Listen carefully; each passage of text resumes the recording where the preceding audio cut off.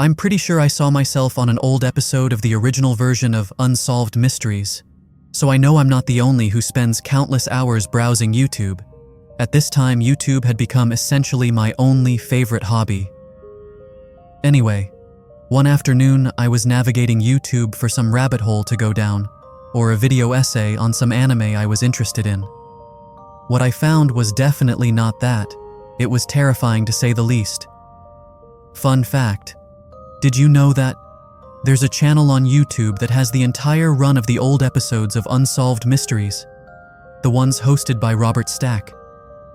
You guys remember his voice, the scariest voice in a kid's early life. Between that man's voice and the unsettling, eerie music, always gave me the chills. Hoping this would give me some nostalgic feeling, seeing that I grew up in the early 90s. I made my way through the first season and deep into the second season. I would usually binge a few episodes per day while I ate or had nothing else to do. After a week or so of making my way through the series, I clicked on the next episode in the queue and started it up. The video glitched out and only played for a second or so. Perplexed, I refreshed the page, only for the same thing to happen. There was only one other thing to do. I hardly ever do this, but I felt like I had to. I clicked down and skimmed through the description of the video. I don't know about you guys, but in most cases, the description section of a YouTube video is often boring and just begging for a sub and a like, while using a ton of hashtags for exposure. You get the idea, right? Well, this one was not like that. It had a brief summary of that episode, but at the bottom there was a link that said, "For more info, go to this link," and it provided a URL of complete gibberish. The room was silent outside of the gentle hum of the laptop's internal cooling fan. The web link was very odd-looking, not following any of the usual HTML rules. It had a combination of letters and unidentifiable symbols, with some seemingly random numbers at the end. Confused after seeing that, I went back to visit the description section of previous videos, and there were no links or anything outside of the same brief summary of that particular episode. Shrugging, I remember saying to myself, well, I was looking for a rabbit hole to go down. With that, I clicked the link. My heart rate started to race with anticipation, the tiny rotating circle working to load. The sparse page stared back at me. The site took a painstakingly long amount of time to load. It was as if each line had to load individually. Unexpectedly, the CMD prompt automatically opened on my laptop, and some scripts I couldn't read in time loaded. Then the CMD box closed just as quickly, all on its own. There was a black background, with some text reading, "This is the uncensored original edit of this program. Season 2, Episode 31. Please do not share this video or any info of its contents. If you agree, click here."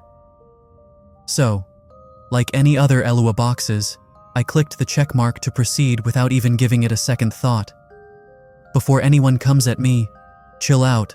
It's not like we all haven't made or used burned CDs or DVDs. I really didn't think it was a big deal. Right from the start, something was off, but I couldn't quite put my finger on it.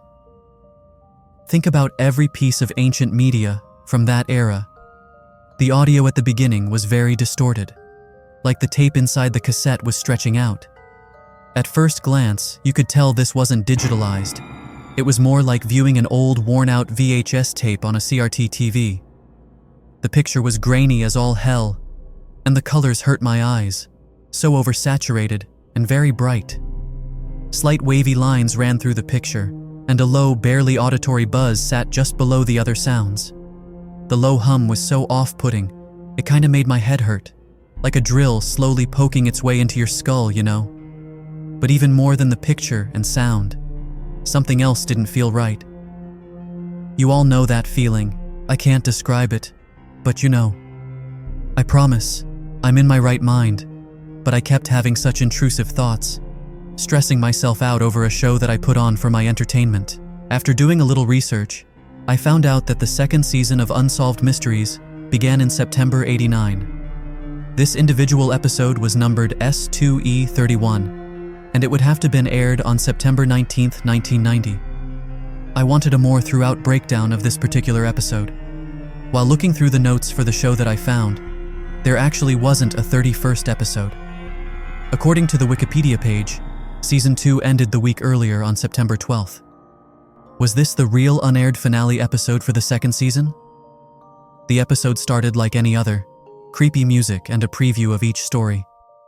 The first segment was about a bank robbery in Oakland, California. The suspects were masked and were determined to be recent escaped convicts of the local detention center.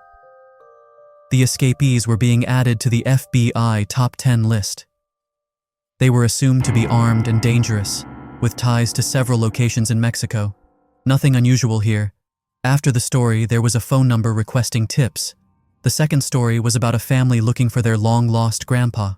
More typical, unsolved mysteries. Nothing that exciting. The third segment was a short one about a military fighter jet that somehow mysteriously disappeared over an open war zone during Operation Desert Storm. The final story was about a kid who was either switched at birth or believed to be stolen from its family. From here, the video becomes more scratchy, that 90s quality TV signal really showing its age. The audio went into mono, then came back to stereo, only more quiet in volume, and a low, constant hum underneath. The narration began by describing the town I was born in, the very hospital I was born in, pictures and videos of places I recognize. Then, an old, weathered picture of a newborn being held by a guy in dark red nursing scrubs with a black symbol on the right chest. "Have you seen this baby?" Robert Stack asked. "The parents believe he was abducted at birth." He continued, "Was this child, Dresden Draven, which isn't my name now, taken from his parents? The doctor told them that he died directly after birth. So, how do I know this baby is me? I'll get to that, but I need to explain everything else first." Next, the show's theme music hit as it went out for a commercial break. The show fades black and then cuts back to the program. The ad break had been edited out. The scene cuts to the parents, which aren't my parents, who are talking about the birth and the strange events surrounding the baby being stillborn. The mom, Lily, described her pregnancy as a miracle. She was told as a teenager that she'd never have kids. The father, Dominic, reminisced about how excited they were to get the news of Lily's pregnancy. The screen slowly faded out, becoming completely filled with static, making the picture all electric snow, heavily glitching. The picture came back into focus. Albeit still very static and scratchy, it displayed a dark, dimly lit room with a ritualistic altar in the center. The low hum became much more prominent and off-putting. The doctor in the red scrubs walks into the frame, carrying the baby, laying him on the altar. Next, several hooded figures then enter the scene and surround the oddly quiet baby. They all kneel as a figure wearing a black robe and a goat skull mask, complete with horns, enter the frame. The figure spoke in an undistinguishable language, his words becoming more sing-songy and chanting-like. His voice kinda matched the frequency of the low, rumbling hum that was buried in background. The crowd of shadowed figures repeat the last line of the Masked One's song. The Masked One then produced a long, branding prod. The tip was red-hot, smoking and sizzling. He slowly and deliberately stuck it to the newborn's chest. If there was any question about the life status of the kid, it was certainly confirmed he was alive after that. The baby's little screams were blood-chilling. You could hear the skin being burned. It grotesquely whistled as the brand mashed into the skin, as the little baby wailed at the top of his lungs. The uncomfortable sounds echoing, the masked figure slowly pulls the brand back. The circular design on the branding iron was the same as the one of the doctor's scrub shirt. At this point, I started shaking, uncontrollably scared. I paused the video, and while trembling, I lifted my shirt. I had a raised circular birthmark on my chest. I sat there rubbing my birthmark while trying to calm myself, allowing the revelation to sit there, haunting me. The air felt colder than before. Each new intake of breath burned my lungs. Eventually, maybe a minute or so later, I went back and clicked play to finish the video. After the branding, the one in the mask called to two of the ones kneeling, instructing those two to stand. They did, as told, and the masked one handed the baby to one of the figures. Everyone then bowed their heads, and the masked one led them in what could only be assumed to be a prayer. The video began to fade again, causing more glitches and multicolored static. The scratchy, distorted, overused VHS quality video slowly returned to the slightly better quality TV broadcast of the episode. The interview with my parents continued. Lily was describing how she knew the baby wasn't stillborn. She saw him breathe and heard his first cry after being born. The dad then agreed and added that the doctor rushed the baby into a separate room to perform an evaluation before coming back later, revealing that the baby had been stillborn. Lily explained, "I was still very out of it from the pain meds and epidural to help with the birth, but I know what I saw and what I heard." She broke into tears. "They took my baby. I just know he's still out there. Somewhere." They cut back to the dad, but you could still hear the woman sobbing uncontrollably, nearly hysterical. Up to this moment, none of this made sense to me, but I can't say much not knowing how a regular hospital birthing is supposed to go. This is where the details get a little messy and difficult to understand. The typical ending to the segment was Stack asking if anyone knew anything. "Please contact so-and-so at this number to give your tips." This entire segment was nowhere near normal the way it was pasted together. Just then, as the ending credits started to roll, the screen froze, but you could still hear the theme song in the background. The Unsolved Mysteries theme fades and blends into a local news broadcast. The voiceover narrated, "Action News 7, Omaha's #1 place for news and weather." The screen unfreezes and joins the newscast audio with the visual transmission. Good afternoon, everyone. This is your 5 o'clock news break. I'm Leslie Traynor, with your chief meteorologist, Danny Torrance. Starting off with today's top story, even more of the alleged names of the suspects, records, other documents, and victim identities have leaked regarding the Franklin Community Federal Credit Union scandal. That story originally broke yesterday after an audit of the credit union showed some missing money and sketchy tax write-offs, amidst the added allegations of child trafficking and prostitution rings. We'll have the latest updates on the late news tonight at 11. Leslie continued, "Stay tuned with us, here on Action News 7. After the break, we have sports and the weather. We'll be right back." This news report was straight out of the late 80s or early 90s. Leslie had the biggest, teased-out blonde hair, dangling earrings, and oversized shoulder pads on her hideous baby blue turtlenecked sweater.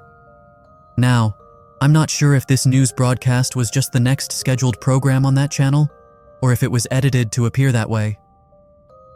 It's safe to say that certain parts of the Unsolved Mysteries episode was edited after seeing the incredibly poor video quality only happened when the ritual scenes occurred.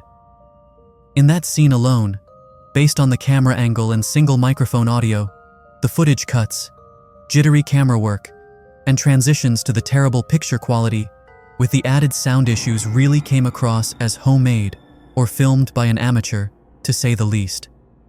It also felt that the aspect ratio was changed during that part. After the news story fades out, the video seemed to pause.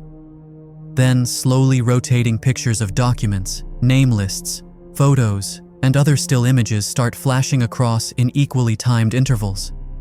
When the video ended, the CMD prompt appeared again, and a script ran that automatically saved 2 URLs to my favorites tab.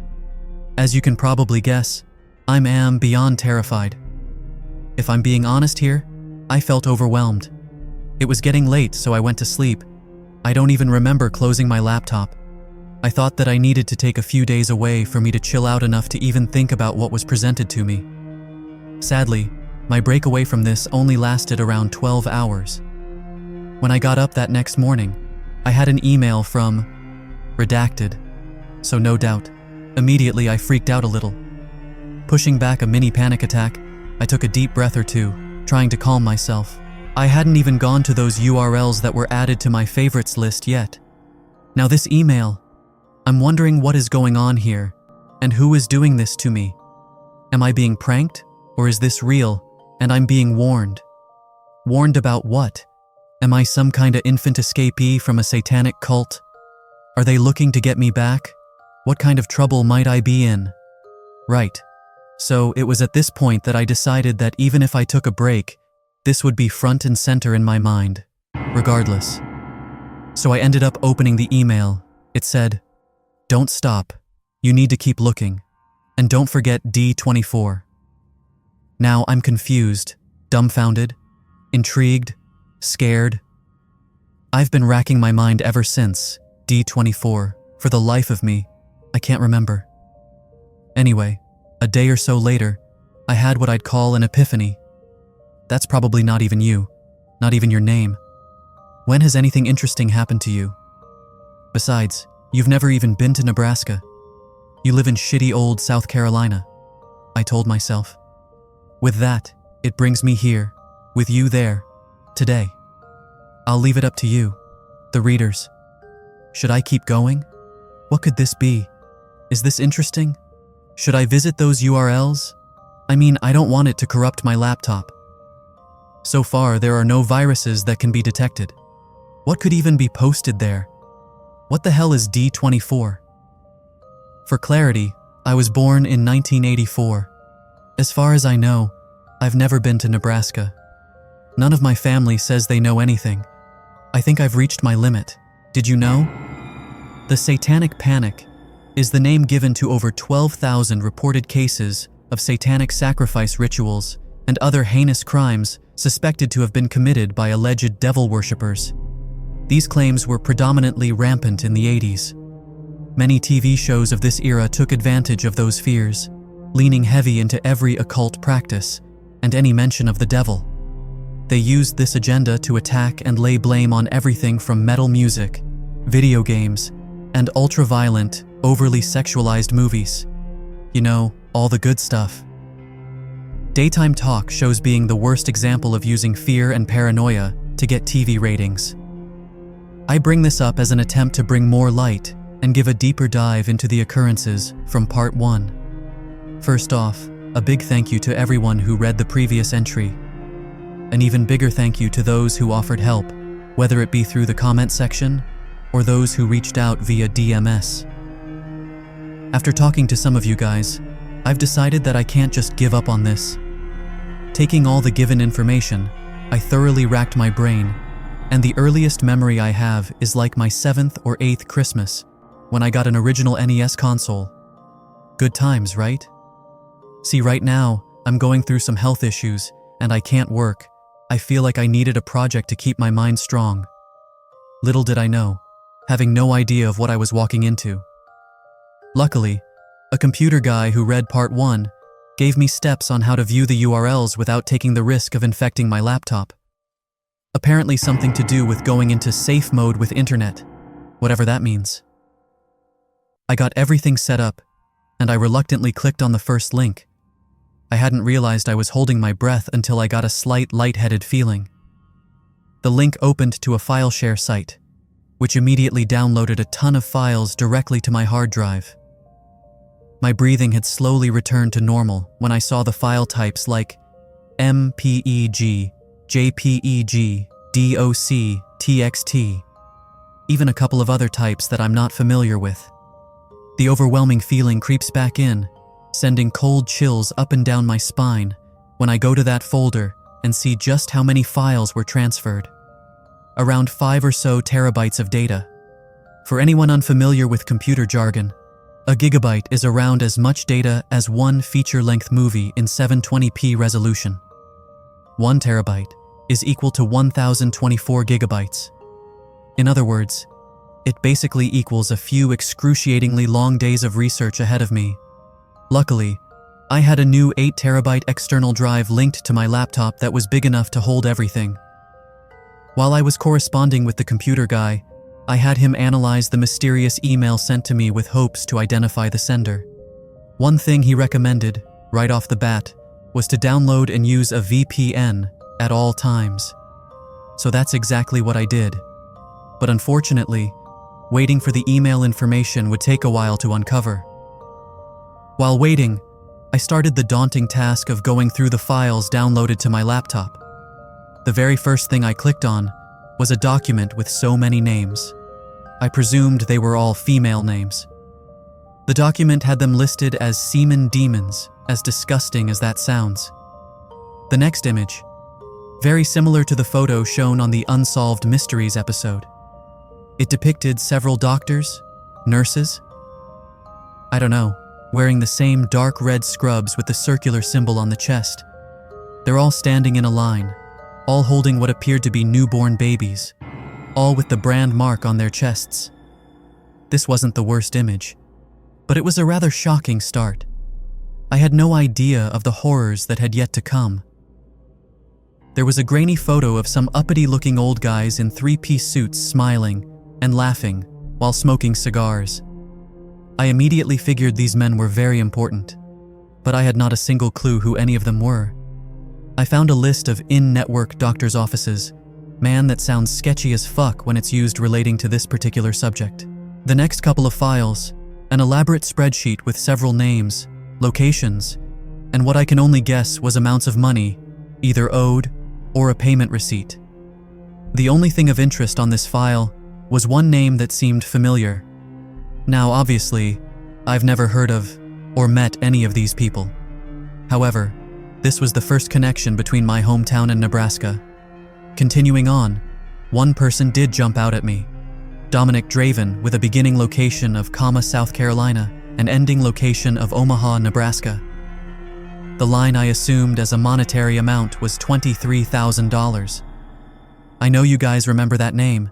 He played the dad in the Unsolved Mysteries episode. Another list popped up of prominent people, their affiliations, their working zones, and the assigned tasks for them. This was so much to go over. The most difficult thing to make out is what the assignments meant. Everything else is written out. The assignments were all two random letters. There's definitely a pattern to it. I just can't figure it out yet. This list had connections to some of the largest banks in the world, as well as foreign contacts with ties to drug cartels and human trafficking rings from Mexico, Japan, even China. Suddenly, I was now dealing with a global conspiracy.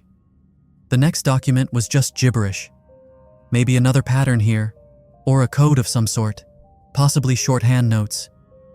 Anyway, it was printed on official CIA letterhead, and at the bottom, it had a space for a signature. On that line, there were two hastily, poorly scribbled letters, JC. Another odd thing was the letters. They were written by what I could only guess was done by a kid. The J almost looked like a U. The final thing about these two letters, they were oversized, dipping well past the signature line, and red in color, dark red. Basically a bronze-ish red. If I were one to speculate, I'd say the initials were written in blood. Maybe? Too overdramatic. I don't know, the shit was creepy. Next, there was an article from the New York Times going over the breaking story about the Finders scandal. Apparently that's a whole different iceberg. A Google search of the Finders reveals a supposed cult based in Virginia, pretty close to Washington, D.C., with several alleged members having ties to the CIA and FBI. I think I'm getting in way above my pay grade here. Other news articles here seem to link the credit union scandal from the TV news clip to this Finders cult. It was alluded to that there was a completely clandestine trafficking and prostitution scheme used solely by the tippy-top upper class going on that has documented members that further links the two stories. Then, there were pictures of men in all white robes slaughtering a goat with several malnourished-looking kids watching on. I found a very short video clip of what I'd call a ritual. Several hooded figures standing in a circle. A young-looking naked female in the middle, holding a quite elaborate chalice. The footage was in terrible shape, but I could make out that she had the brand on her right chest. She passed the chalice around, Each hooded figure took a sip from the cup, and then naked lady collected the cup, drinking the rest. Now this next part was definitely interesting, and in my mind, this was a direct link to me, maybe. I found a list of names from the Franklin scandal that I cross-referenced some of the same names from the Finders leaks. But at the bottom of this third list, there was an unnamed entry. It read, "Male baby, born September 1984, location South Carolina." See, this is very important considering that is my birthday and location. All of this information is quickly becoming more than I think I can deal with. I stayed away from my research for a few days while waiting for the computer guy to get back with me about that email and the sender. I began to distance myself by looking at the other link. It was in few short videos and a file with producers' notes and names of the crew who worked on my episode of Unsolved Mysteries. Some names came complete with email addresses or other contact information. The video file turned out to be a company-wide, internal-only memo regarding the reasoning behind why S2E31 was going to be canned. It played out as an interview, only not like a press release, more like an internal investigation type thing. At one point in the interview video, Robert Stack himself is heard saying, "That kid deserves justice. They all do. That story is so relevant, and it needs to be told." With the show creator and lead producer responding, "We had to pull the entire episode solely for the one segment, but I'm confident we can take the other segments and slide them into other episodes. There were powers beyond my control at play here. It was the best I could do. I knew there was no telling just how many connections there were to be made here. But I'm just one person. I don't know if this is something I should pursue. What difference could I really make?" We hear stories all the time about these whistleblowers who wind up mysteriously dead after speaking out about any subject that goes against the government's official word, or anything that implicates higher-ups with wrongdoing. I mean, besides any of that, going through mountains of research was one reason why I dropped out of college. I know I'm kidding myself. I'm too intrigued to fully stop, but I am also very worried about what might happen to me. I decided the safest way to proceed would be to reach out to the TV show contacts listed in that folder. I sent out a couple of feeler emails, asking some pretty easy questions first. I claimed that I was a freelance writer who was researching the series and the conspiracies believed to be attached to the show. Was that the only time an episode or segment had to be pulled or altered? I asked his opinion of what happened to that baby. A few other, much easier questions like, what was your particular role on the show? I wanted to wait to ask any harder questions until I felt like I could trust these contacts. Now that I've seemed to have exhausted my other leads, I was procrastinating over going back to that 5 terabytes of data from the file share. You guys, man, all I can say is, I wish there would have been a content warning for me. Just know these next few pieces of media are really heavy to talk about. I took many breaks while going through these. The first example was a typed document breaking down the quality of the kids involved. Names, ages, and where they were abducted from. Dresden Draven from upstate South Carolina was taken at birth. The victims with high-quality blood and DNA would be classed as breeders. The boys would be raised, indoctrinated, and taught that this was how life worked. The boys were told they were upper class and treated as such. It wasn't as easy for the female kids. The ones with good blood and DNA were marked for brainwashed and taught to do as they're told. A much more harsh life for those girls. The kids with bad blood or DNA were marked for sacrifice or for prostitution. It was all charted out, maybe hundreds of names. Some of those names had been marked as deceased, no cause of death given. If that wasn't bad enough, here's your trigger warning. There were files marked as blackmail, which displayed the very despicable acts as mentioned above. Think of the sickest, most vile stuff you've ever witnessed, then multiply it by like 1,000. Very explicit. The quality of these videos was clear enough to recognize several celebrities, politicians, athletes. You get the idea. Sometimes involving multiple victims, all who appeared to be underaged. This is where I drew the line. I witnessed a baby, maybe a month or two old, being sacrificed during an apparent satanic ritual.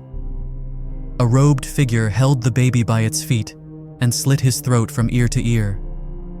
The draining blood poured into a basin sitting on the altar. The other robed figures then stood and approached the altar. They all disrobed, and the men stuck their hands into the blood basin. Then, the men placed a bloody handprint on the stomach of one of the females. They all said some kind of prayer, in Latin I assume. The ending consisted of an all-out orgy. I felt my stomach retch. With that nauseous, sick feeling, I was left dry heaving. I swear I'm going to need a shitload of therapy after this. I wouldn't wish anyone a punishment like having to witness this content, much less having to actually go through any of it. Some of these victims already looked like they had the total shit beat out of them even before anything else started. Seeing these things take place was one thing, but the sounds have scarred me forever. The screams, cries, the taunting, the sex noises, and probably the worse being the sounds of the beatings. So much violence. Was finding the truth worth this? This was without a doubt the absolute most fucked up shit I've ever saw. I still haven't exactly figured out how I play into this, if I do at all. You know, it just dawned on me that simply being in possession of this media would get me a lifetime in jail. I wiped my hard drives after taking everything of that nature and putting it into password-protected folders on a handful of flash drives. Any ideas on what exactly to do with them? Continuing researching off the flash drives, I found a document listing assets of this group, this cult. Stuff like vehicle info and VIN numbers, property addresses, the names of companies, even down to an exhaustive list of storage units all across the US. Possibly thousands of assets were listed. I noticed it was getting late. Even though I know I won't be getting much sleep, I put my laptop away and laid down. My mind did cartwheels for what felt like hours, but I finally knocked out at some point. Upon waking the next day, groggily, I grabbed my phone, and it was at this exact moment that I knew I was fucked. I wiped the sleep from my eyes as I unlocked my phone. I had an encrypted text message. It was a simple but very effective message, telling me to stop sticking your nose in things you'll never understand. It's in your best interest to drop all of this. I was able to call my cell service provider and ask for any info regarding that text. The only thing they could give me was an area code, 202. After Googling, it's an area code for Washington, D.C. Needless to say, I took this warning very seriously. Well, for a day or so at least. Now I constantly feel like I'm being followed. I definitely think they're tracking my phone. I see things out of the corner of my eye that I can't explain. Like earlier this morning, I know I saw a face peeking into my bedroom window. I didn't know how to feel, like I've never really ruffled any feathers before. I'm not exactly sure if I like this feeling. I 100% feel like I'm in real danger here. I'm very isolated. I don't have a lot of friends or family to rely on. Definitely none I can trust with this crazy shit. Are they keeping tabs on me? Who's they? Remember the other time I said I wanted to give up? Now I don't know again. My hard-headed side wants to push through regardless of what happens to me. Guys, I'm totally freaked the hell out. Just a couple of minutes ago, there was an overly aggressive knock on my door. I waited about 10 minutes or so before I reluctantly went to check the door.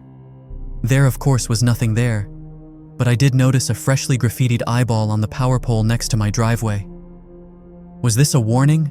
Damn sure seems like one. I know I've made a handful of decent connections already, but still no confirmation if any of it includes me. Did I make a huge mistake with all of this?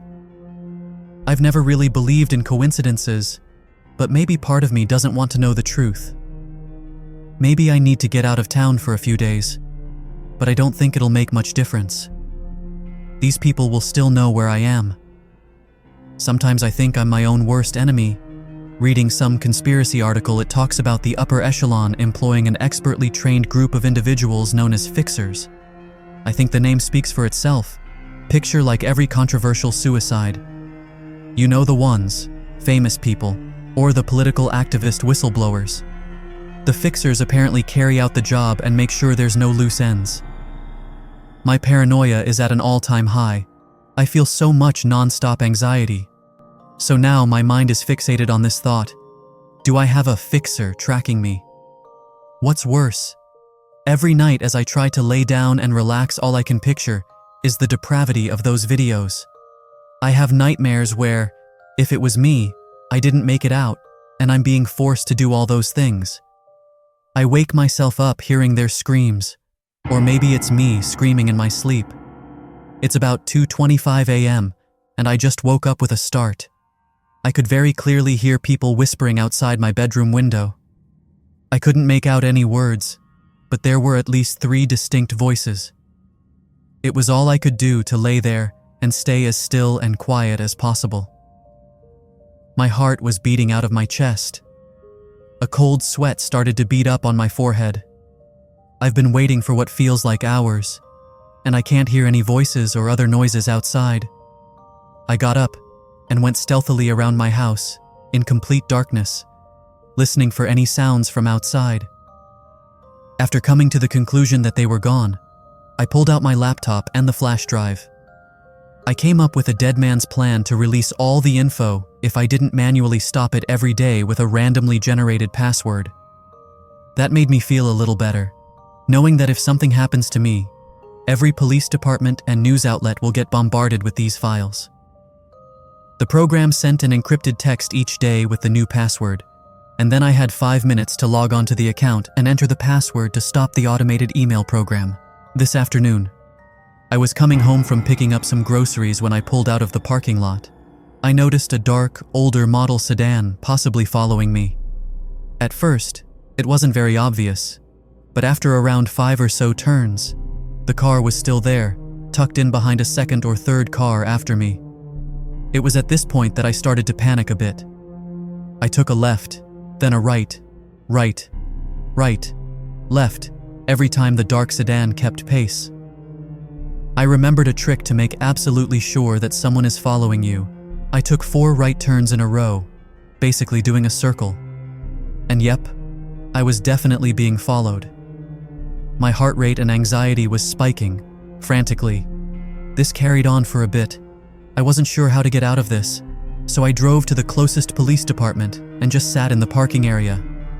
The dark sedan slowly passed by without stopping.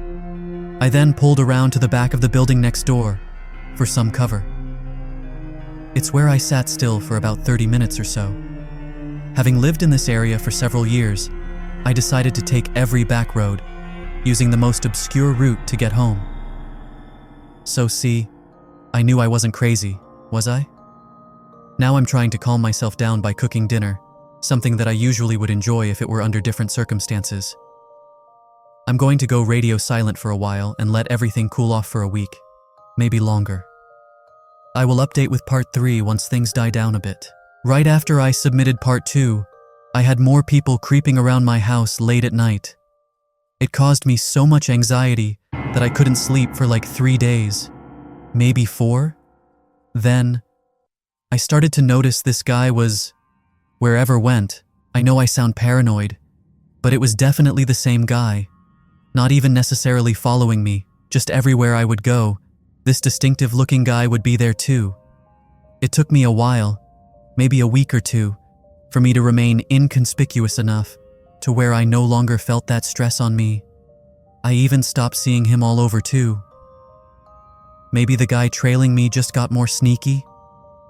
Maybe my mental state was starting to slip. It's highly possible. I was going to stay away for a little bit longer, but I finally heard back from the computer guy this morning. He narrowed the email sender's IP address to somewhere in Georgia. Apparently the email sender had his VPN set up to expert levels. Her? Anyway, the IP was rerouted through multiple access points from all over the world. Filtering out all of the fake locations wasn't what took so long. PC guy called in a favor and got me a phone number for my contact. PC guy didn't offer an explanation into how he came across this information, so I didn't ask, and I just thanked him for his help. Like you probably guessed, I did not hesitate to call the number. And of course, no one answered. So I did what any smartphone-carrying elder millennial would. I sent a text. My text read, "Is your email address? We need to talk. Call me." About 3 or 4 minutes later, I got a call from a VoIP. Bunch of nerd stuff. Apparently, this person uses an app that allows them to make phone calls using a secure internet connection, probably from a burner phone too. The call was uneventful, only lasting a minute at the most. It went like this: "Me. Are you the one who emailed me?" He replied, "Meet me at this address around 9 tonight and dump your phone, so you can't be tracked." As I was starting to say, "What? Why?" this rude ass hangs up on me. I did as told, but I made a mental note to cuss this guy out when I got to meet him. When 9 o'clock rolled around, I walked into the lobby of this rather fancy hotel.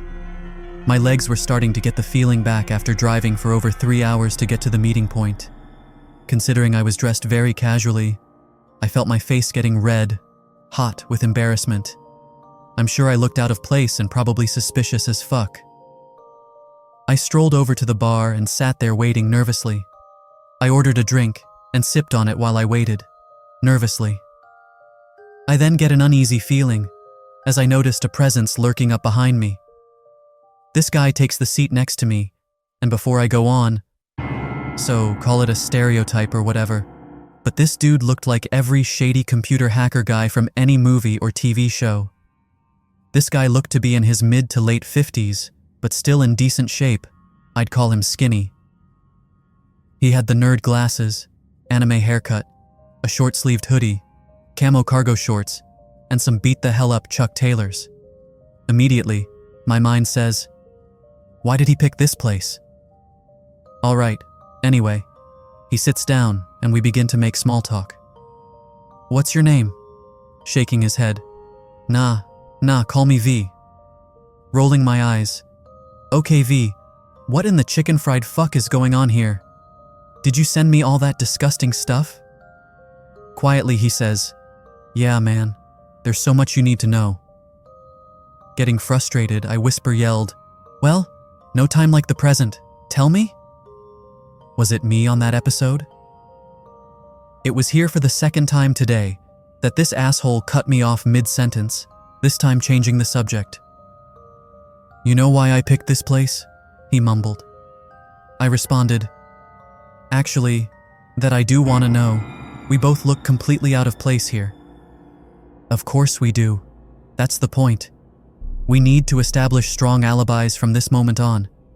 We don't need anyone trying to pin stuff on us, because once this info breaks, we are both going to be in some presumably deep shit, V proclaimed. The obvious look of confusion was etched into my face as I said, I don't want to be in deep shit. I just want to know if it really was me, that TV show, and what any of this has to do with me now. I didn't necessarily want the info to break, for the sole reason being, I don't want to live life constantly looking over my shoulder. You know, the stress and all. Like, of course I want justice to the ones who might have done those kind of things to me, but not enough to live with the paranoia and anxiety giving me a heart attack on the daily. After a lull in the conversation, V says, thanks to a computer error, we have rooms here booked for a week. Here's your room key. We still have lots to talk about. V gets up and we walk to the elevator.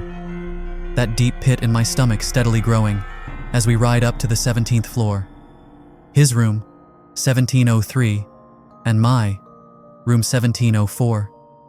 He opens his door and invites me in. Immediately I ask, how do you know this room isn't bugged? My paranoia is at an all-time high. I got here a while before you and did a scan earlier. No hidden microphones, recorders, or cameras, V reassures me. How much do you already know? V asked, not wasting any time.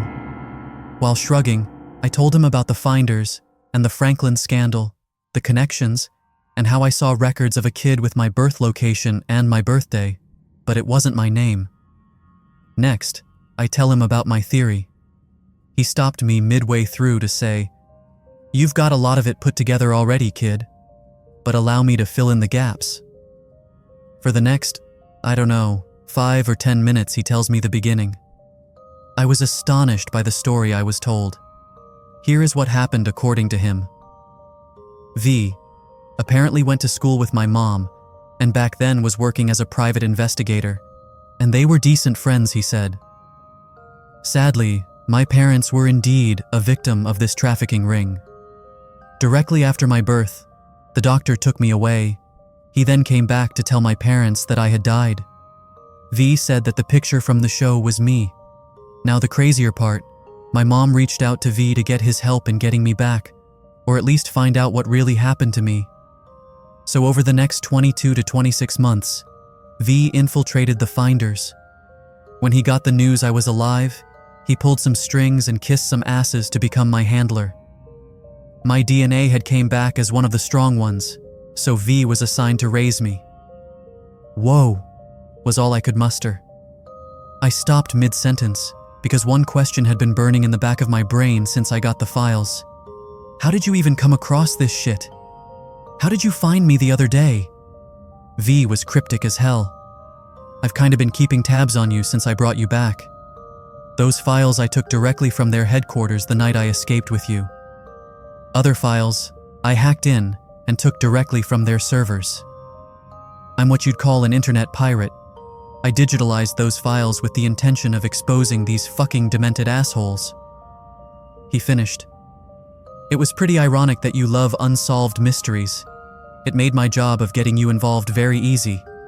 But seriously, kid, use a VPN. By this point, it was getting very late, and I was painfully aware of that. I then made my way next door to my room.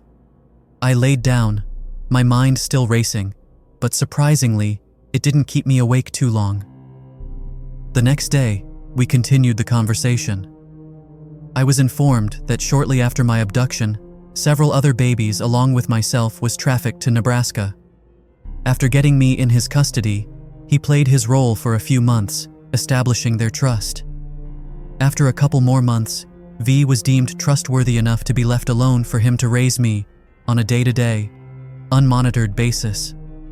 Almost immediately after gaining that freedom, V then fled with me in the middle of the night. He drove non-stop all the way from Omaha back to South Carolina to reunite me with my mom. V explained that I was chose, seemingly by someone informing the higher-ups of my impending birth, that the doctor at the hospital that night was one of the in-network doctors. It was apparently a very well-worked-out plot, basically wrong place at the wrong time. So, what now, V? I asked. A grim look was on his face. We have to kill you. My jaw dropped. What the fuck? A devilish grin exploded from V's face. Just so we can get you a new identity, social security number, birthday, the whole 9 yards. As of right now, the you as you know, is dead. Oh, okay, was all I could come up with. V set up a meeting with a contact of his from the deep web, dark web, hell, I don't know. We left the hotel and drove a couple of hours to this deep web guy's off-grid, secured bunker. This guy went by the name Phoenix. He looked so normal, like just some regular ass guy. He had on a pair of casual khakis, a solid color polo shirt, some small animal on the right chest, and a pair of clean lounge shoes. Nothing at all like what I had imagined. This bunker was a trailer sitting on a clear spot in a very heavily wooded area. No mailbox, no address, no driveway, but it was much more than meets the eye. The trailer was just the living quarters. There was a custom-built addition to the trailer leading from the back door and was completely finished, with the matching siding, gutter system, and 3 small windows. Inside of this addition included an office space, furnished with an elaborate desk with a filing and shelving setup. On the desk sat a curved monitor, with 2 matching regular flat-screen style monitors positioned and affixed to the top. The computer tower wasn't a tower. It was like built into the desk with LED lights illuminating the PC components encased in plexiglass. I don't know the specs of the computer, but from just looking at it, it came off as ridiculously expensive and ridiculously impressive. There was an overstuffed couch, you know what I'm talking about, Very plush, sturdy, comfortable, perfect for a nap-type couch. A large screen wall-mounted TV on the opposite wall. Last, there was a door that led down a flight of stairs and into an even more custom-built cement structure. I wouldn't exactly call it a basement, more like a laboratory or the Batcave. This area was more than twice the size of the trailer, starting only a foot or two below the ground. Even though this area was underground, it was no less tidy, clean, modern, and top of the line. A small PC server rack sat in a closeted area, soundproofed with a self-controlled climate system. There were small rows of LED light fixtures on the ceiling. Several monitors mounted to the wall displayed a full set of security camera images being tracked in real time from all angles around the compound. More seemingly invisible PC towers powered another set of monitors on a different wall. These displayed news websites, stock market tracking sites, and 24-hour news channels running non-stop around the clock. A separate workstation was in the corner, allowing access to the darker side of the internet, and a total suite of hacking software and gadgets. This is where we would spend most of our time. There was a private area walled off with a full-size bathroom and walk-in shower, as well as a bright, sterile, emergency center-styled treatment room with a hospital bed, all the health monitoring equipment, tools, and a whole host of supplies. Outside was an iron-reinforced cement walls standing at least 10 feet tall, razor wire and electric shock fencing running the entire perimeter around the top of the walls. There were squared pillars every 10-ish feet also going around the perimeter, and attached to each pillar was a 35-foot antenna and satellite arrangement disguised as a pine tree. On the sides of each antenna, facing the inside of the trailer, were large rain-collecting apparatuses which fed a constant supply of water to the facility. Also using an ion-gathering reverse double osmosis generator mechanism, the water system that would turn water vapor in the air into clean water and was capable of storing large quantities for use during times of little rain. There were several smaller structures scattered across the sprawling acreage of land. On the roof of every building, including the trailer and security walls, was a state-of-the-art solar panel system. The panels were fed into a highly efficient grid system running on an automatic cycle for the storage and consumption of energy. For plumbing necessities, it had a series of pipes that sent reusable water back through the ingenious filtering system, and all wastewater into an oversized, intelligent septic system that was programmed to separate solid from liquid waste and efficiently mulching the solid waste with food waste into a nutrient-rich fertilizer. I was blown away from how self-sufficient and self-sustaining this was. This felt like light years ahead of its time. It was later explained to me that the entire area was a decommissioned maximum security surveillance outpost used by the US military. Phoenix said the only things he did was bring in the trailer for a comfortable living space, and he replaced all the electronic components to get the facility in working order. We never discussed how Phoenix got a hold of this expansive facility or the money to do all of this. In my opinion, another person's money isn't any of my concern. But based on how elaborate and technologically advanced everything was, it had to be multi-million-dollar project. This place was as off the grid as it gets, being top-level classified.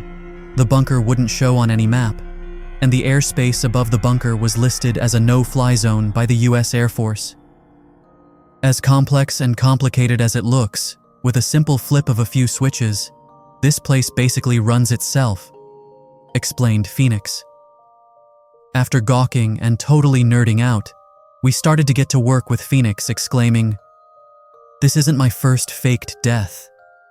But to do it right, we have to be as thorough and meticulous as possible." The antenna and satellite system allowed us to have a very reliable internet connection running through a custom 5G relay router and programmed with a military-grade encryption algorithm, whatever the hell any of that means. This was as secure and private as you could ever imagine to be. V and Phoenix went over the situation, and Phoenix took the flash drives. The plan was to obviously fake my death, and to do it convincingly, they needed about 4 to 5 pints of my blood. So it was scheduled that every third day or so, I'd give 1/2 to 1 whole pint of blood. It was incredibly rough on my body. I was unbelievably tired, exhausted. I had to constantly eat and drink to maintain my strength. High protein, high electrolytes. It was the worst, but I knew it needed to be done. In fact, nutritional shakes became a side dish with every meal. I gave all of my current info to Phoenix, my social security card, my ID, anything that linked me to my old name. Phoenix made some very high-quality forgeries and hacked into every database he found my info and changed my status to deceased. Phoenix took my blood and poured it all into the trunk of this beat-up car, then drove it out to a heavily wooded nature park and trail system. Making sure to park in a prominent place, he set fire to the car. He left my wallet and back pocket of a pair of my pants, some of my other clothes, ID and other documents in the trunk, also covered in my blood. Using some deep fake voice technology and a virtual cell network, Phoenix called in the car fire to the local authorities, pretending to be an innocent hiker. Now that I was dead, Phoenix had us stay with him for a while, allowing me to fully recuperate from all the blood donations. Next, I was given tips on how to alter my appearance, growing my hair and beard out, dyeing them darker. Phoenix said for me, wear my glasses at all times, and to get more tattoos to hide any identifying scars, including my branding scar. I kept a very low profile for the next 2 weeks, never leaving the bunker, while the investigation into my apparent death went on. The official report came out, saying that the heavy loss of blood meant there's no way I was still alive. But the case was investigated as foul play. It was only after my faked death that I started to finally feel some of this anxiety beginning to ease. While in hiding, I received an email back from the Unsolved Mysteries crew person. The email essentially said that the network pulled that episode at the last minute due to some pushback from some of the big advertising sponsors. At that time, the evidence into the cults and kidnappings were just unsubstantiated rumors and yet to be confirmed. The show as a whole would have been canceled had they not scrapped that episode. The next evening, Phoenix was digging deep through the flash drives and found some banking records from the Franklin Community Federal Credit Union showing large deposits to Deutsche Bank with connecting wire transfers to accounts in the Cayman Islands belonging to unsubstantiated dummy corporations. He also found what looked like a promotional pamphlet advertising their private island for booking a party or vacation. The pamphlet bragged, "All-inclusive, just give us your age and gender preferences, any kinks or fetishes, and we'll handle the rest." The island was located several nautical miles from the east coast of South Florida. There was a private jet that shuttled people to and from the island, and enough housing to easily accommodate 200 to 300 people at one time. The price to rent the island for 1 week started at $3 million, with upcharges for optional things like having a traditional masquerade ball, or the setting up and staging of rituals and other things of the like, including illicit substances referred to as party favors. The ultimate boast was, located in international waters, no risk of unwanted attention.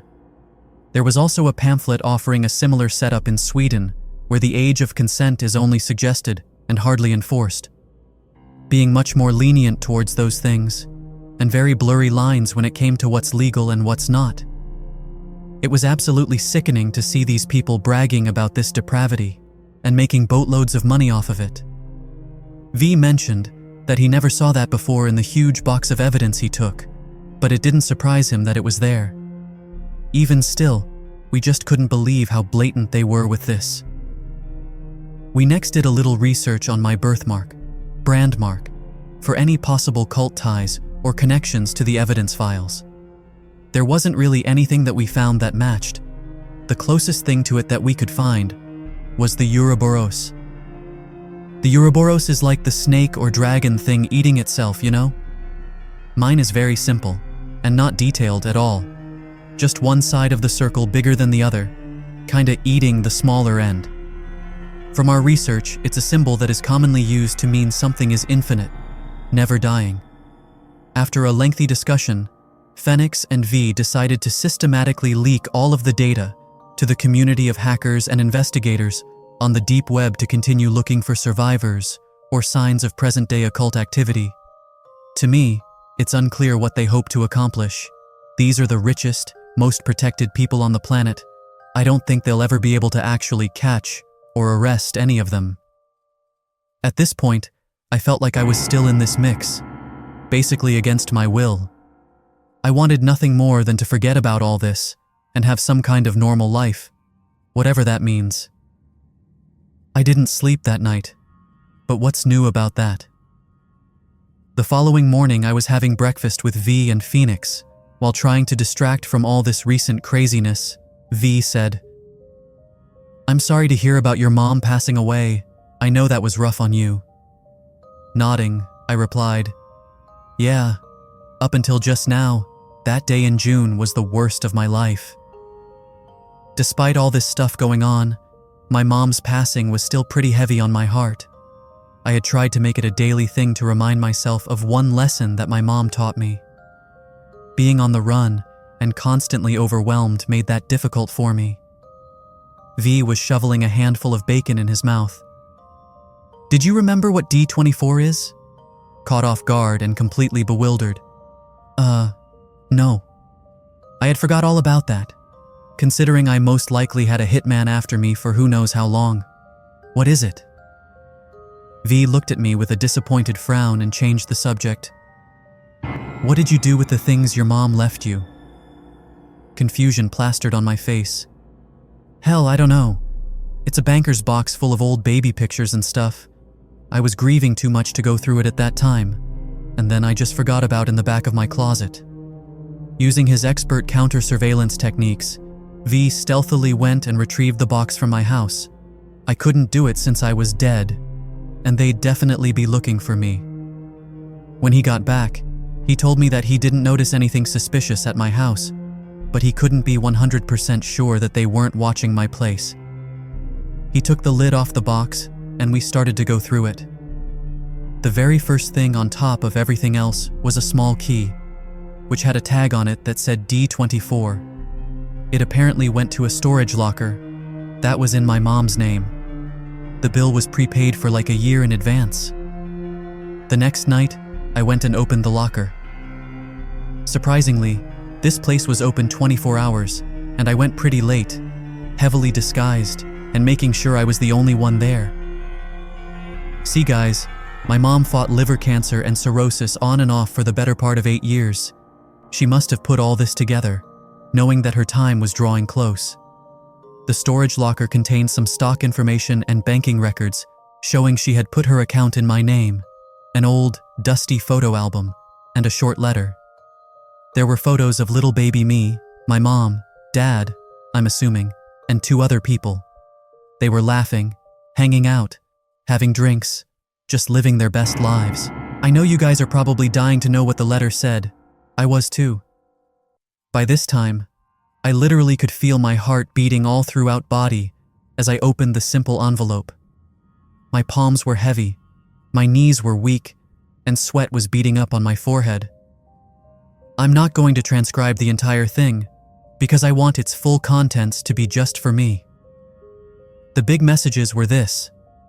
Before I was born, my mom had gotten very close with her best friend and longtime co-worker, Lily Draven. My mom stated that Lily and Dominic used that friendship to take advantage of her. They moved away right after I was taken. Lily and Dom were the other 2 people in those old pictures from before I was born. They were real people and the ones who set up my kidnapping with the network doctor.